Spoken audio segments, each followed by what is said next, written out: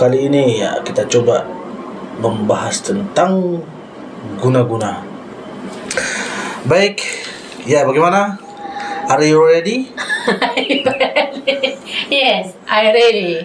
Ini judulnya konten ini kamu yang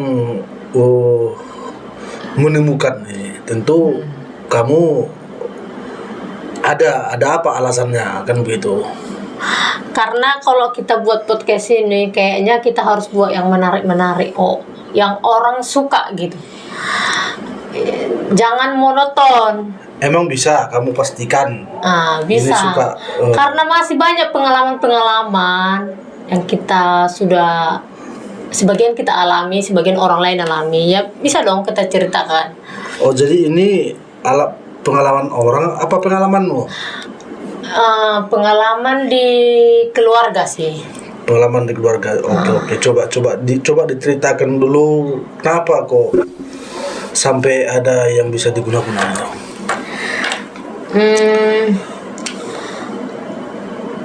Kenapa ada guna-guna gitu kan? Mungkin karena faktor Bukan kenapa ada guna-guna. Emang kita tahu kenapa ada guna-guna.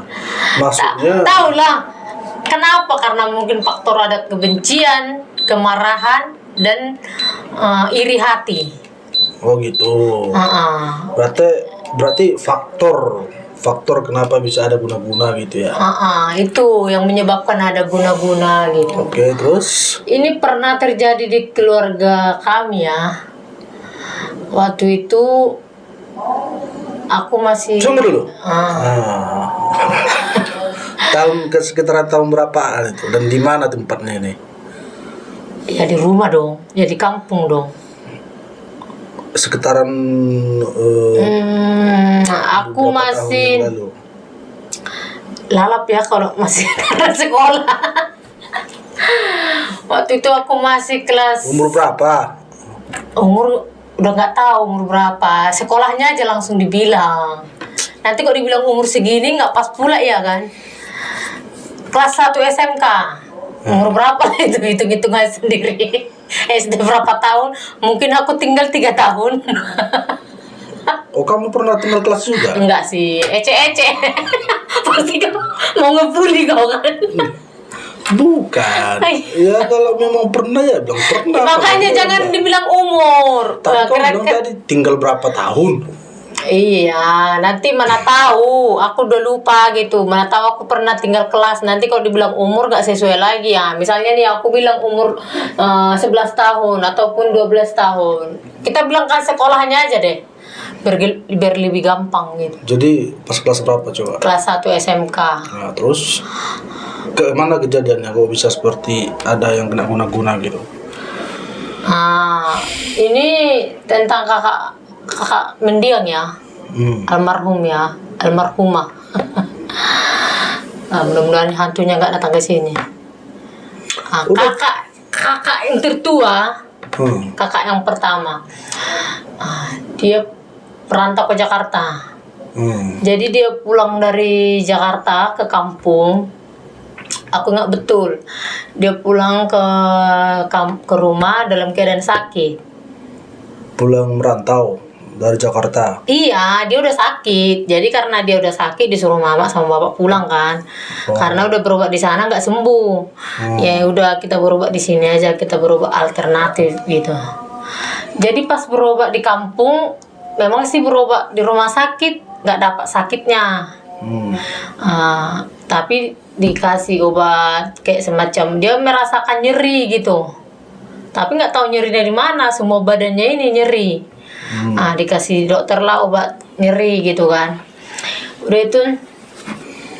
Tapi paling anehnya kakak ini, kalau dia kambuh itu sekitar jam-jam 12. Jam 12 siang malam? Malam. Kalau misalnya, tapi ini udah parah-parahnya ya, udah mau mendekati dia mau meninggal nggak ya? Jadi kami orang tua, mama sih sama bapak udah nggak percaya lagi kalau ini penyakit biasa gitu. Ya udahlah, jalan satu-satunya kita bawa berobat kampung. Waktu itu ingat berobat ke Tarutung.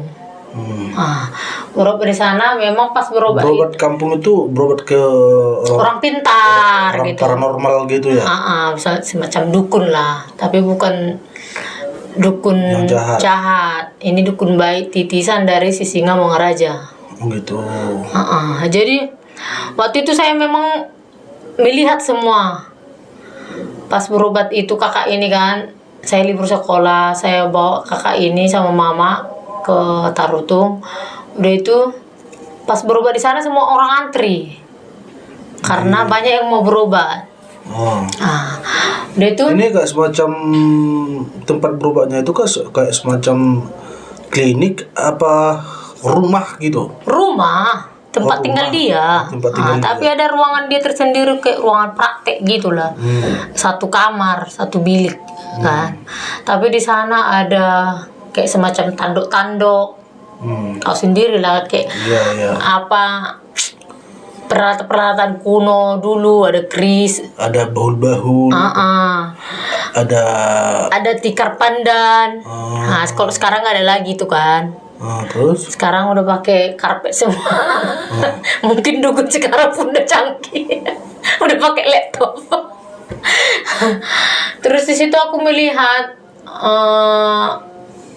cara dukun ini mengobati gitu. Dia pakai ulus batak, terus pakai apa namanya itu yang di kepala kayak persis Singa Mongaraja lah. Ada tongkatnya juga. Jadi kami bawa lah kakak ini ke sana. Pas pula udah dapat antrian kami, kakak ini nggak bisa lagi jalan. Udah memang harus digendong. Dia memang udah baring, sampai ininya luka, pundaknya kan. Udah itu kayak bawa ke sana berobat. Terus saya lihat, terus orang pintar ini ngomong seperti ini, kalian sudah terlambat katanya. Kalian sudah terlambat, tinggal berdoa aja katanya. Jadi kami disuruh pulang. Udah itu kami bilang nggak ada obat kah, nggak ada ini kah. Terus kami banyak kan orang di situ, kami tanya, kalau misalnya berobat ke sini kok disuruh pulang gitu, kenapa ya? Kok kami langsung disuruh pulang, sementara yang lain diracik obat, karena ada diracik, kami nggak ada diracik obat. Terus orang ini orang ini bilang sama kami gini, di sini berobat bukan asal-asal aja, istilahnya bukan mau duit gitu. Bisa aja kalau misalnya berobat kan ini duitnya gitu segini. Kok di sini enggak, kalau memang dia nggak bisa ngobatin lagi nggak bisa. Kalau memang dia bisa pasti bisa gitu. Terus kayak penasaran, saking penasarannya, tahu sendiri kan mama orangnya kan cerewet. Jadi dia nunggu sampai si orang pintar ini selesai mengobati semua. Dia nggak puas dengan hasil yang dibilangnya kan. Udah semua, udah kami tunggulah sampai sore lah kami di situ. Udah itu memang karena kebetulan dekat kan rumah saudara kan.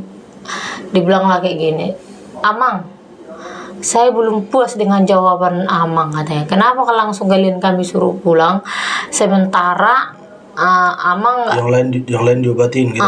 Kok kami enggak gitu. Jadi datanglah orang pintar ini ngomong kayak gini. Anak ibu udah terlalu jauh di kuburnya katanya. Apa maksudnya itu? Jadi kakak ini katanya ada yang iri sama dia. Yang iri? Katanya apa kerja dia, kawan satu kerja dia. Di waktu di Jakarta. Jadi karena kakak ini mungkin kerjanya bolehlah, istilahnya di mata bos, di mata ini, di mata atasannya lah, bisalah kerja gitu. Jadi mungkin ada yang iri sama dia gitu. Terus ada cowok yang suka sama kakak ini. Tapi kakak ini nggak suka karena beda agama. Kami pun melarang kan, orang tua pun melarang. Jangan sampai beda agama, kalau susah nanti. Jadi karena si cowok ini udah mungkin terlanjur suka lah sama kakak ini. Kan? Jadi dua orang ini yang buat sama kakak ini gitu. Ada si cowok, ada temannya. Gitu. Jadi dia ngomong seperti itulah sama mama. Ini udah terlalu dalam dikuburnya katanya. Dan kalian pun sudah terlambat katanya. Jadi kami bilang seperti ini. Jadi kira-kira kami mau kemana? Bingung lah kami kan. Jadi kami mau berobat kemana lagi? Habis kami udah berobat ke rumah sakit, enggak berobat ke sini enggak ada hasilnya gitu. Bahkan mama dulu udah jual ini, jual itu semua untuk mengobati, enggak ada hasilnya kan. Udah itu datang yang orang pintar ini ngomong kayak gini. Saya memang bukan Tuhan. Tapi saya bisa memberikan jawaban sama orang Inang katanya. Pulanglah orang Inang, bersabarlah adanya. Dan si Ito ini tidak akan lama lagi katanya. Kami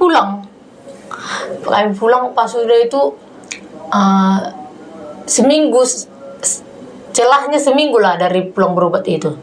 Tapi jadi kalian langsung pulang apa memang nggak dibawa berobat tak kemana ke paranormal yang lain apa bagaimana?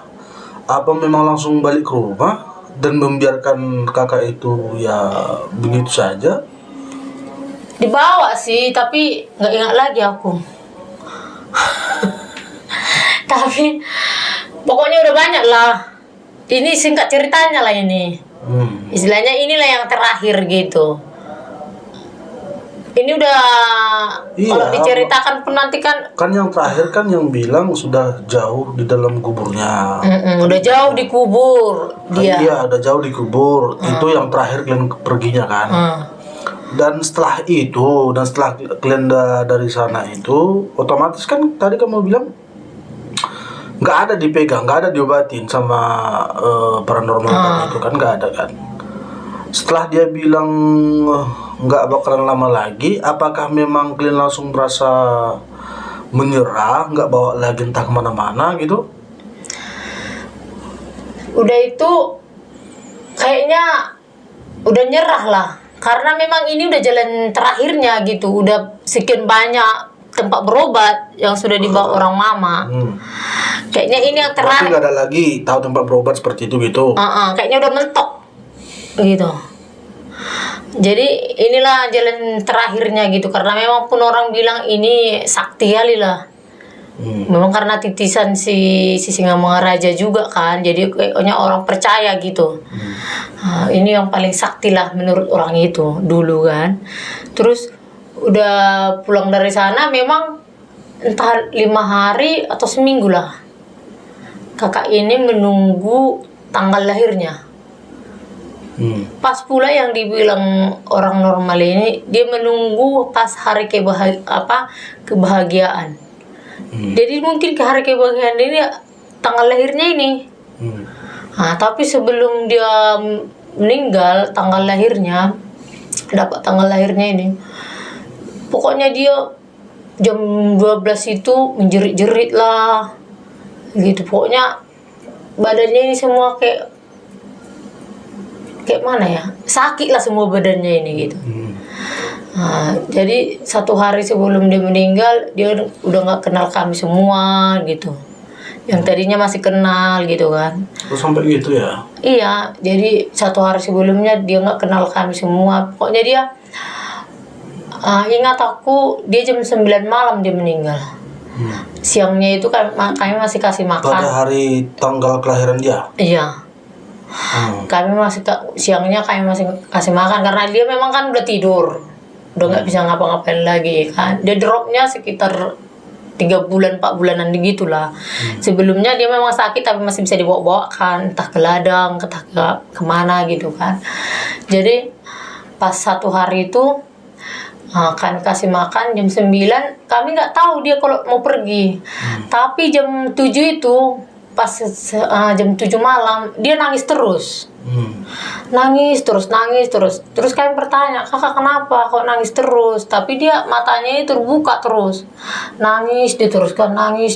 Jadi kami bilang, kakak kenapa kok nangis terus? Terus kami lap-lap semua air matanya kan. seolah-olah dia berpesan gitu. Kayaknya dia sedih meninggalkan kami. Berarti itu tanda-tanda aja gitu ya. Jadi jam 9 itu kayaknya kami merasa nggak ingat pula itu hari apanya kan. Tanggal lahirnya kan. Kami masih menonton di waktu itu, nonton kan, asik-asik nonton. Tapi mama selalu pandangannya sama dia.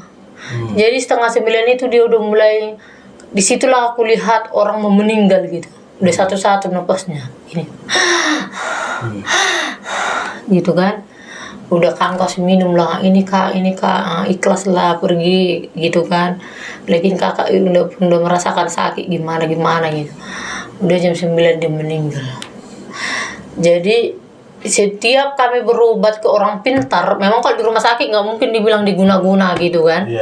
Jadi intinya di sini setiap kami berobat ke orang pintar, dia dibilang yang diguna-guna gitu. Gitu. Jadi memang saya percaya dengan guna-guna itu, karena di keluarga kami udah ada yang merasakan seperti itu. Gitu. Dan bahkan aku dulu sebelum merantau, pernah mama tua aku bilang seperti ini, kau mau merantau ke Batam? Iya mak tua, aku bilang kan. Tahu kan dulu kalau mau merantau itu kan permisi sama mak tua, sama bapak udah, sama semua keluarga gitu kan. Kalau kau mau merantau, taruhlah perjaga badanmu katanya. Dari dulu saya memang udah tahu tentang perjaga badan ini. Penjaga badan? Iya, apa? Penangkis. Penangkal. Penangkal. Iya semacam itu, penangkal. Misalnya nih, kita nggak tahu ada yang orang cemburu sama kita, ataupun orang yang iri sama kita, ataupun orang yang suka sama kita nggak tahu katanya. Tapi aku bilang gini, gak usah lama tua, ada kok Tuhan yang menjaga. Langsung aku bilang kayak gitu. Tapi puji Tuhan lah, sampai sekarang juga gak pernah merasakan aneh-aneh gitu. Gitu.